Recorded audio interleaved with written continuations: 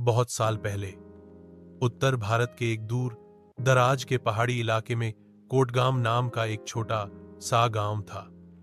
यह गांव पहाड़ों और घने जंगलों के बीच बसा हुआ था। लोग कहते थे कि यह गांव कभी बहुत खुशहाल था, पर अचानक वहां कुछ ऐसा हुआ कि सभी गांव वाले एक ही रात में गांव छोड़कर चले गए। तब से गांव वीरान पड़ा है। रहस्य की शुरुआत। कोटगांव में एक पुराना हवेलीनुमा घर था जो गांव के सबसे अमीर जमींदार विजयराव ठाकुर का था। ठाकुर साहब बहुत ही कठोर और क्रूर आदमी थे।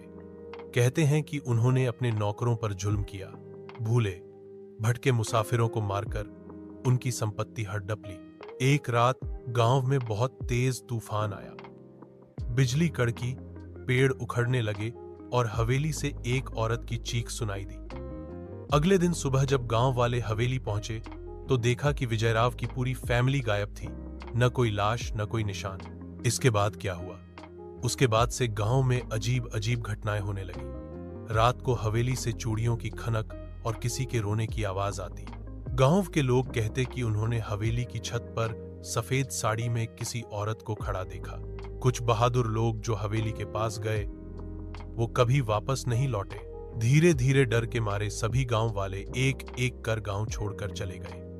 तब से कोटगांव को भूतिया गांव कहा जाने लगा। 20 साल बाद एक टीम थी रहस्य खोजी पत्रकारों की। उन्होंने कोटगांव पर एक डॉक्यूमेंट्री बनाने की ठानी। 5 लोग गांव में कैमरे और जरूरी सामान के साथ पहुंचे। शुरुआत में सब ठीक था, पर जैसे जैसे रात गहराने लगी अजीब घटनाएं होने लगी। कैमरे अपने आप बंद हो गए।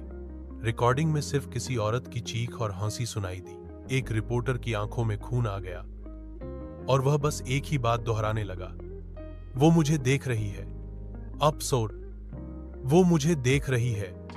अफसोस केसन। अगली सुबह केवल एक सदस्य जंगल के किनारे बेसुध मिला। वह आज तक कुछ बोल नहीं पाया।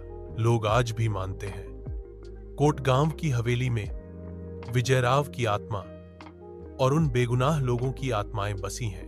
हर पूर्णिमा की रात वहां से अब भी किसी के रोने, हंसने और चिल्लाने की आवाज आती है। कोई भी वहां 12 बजे के बाद नहीं जाता, क्योंकि कहते हैं एक बार जो गया वापस नहीं आया।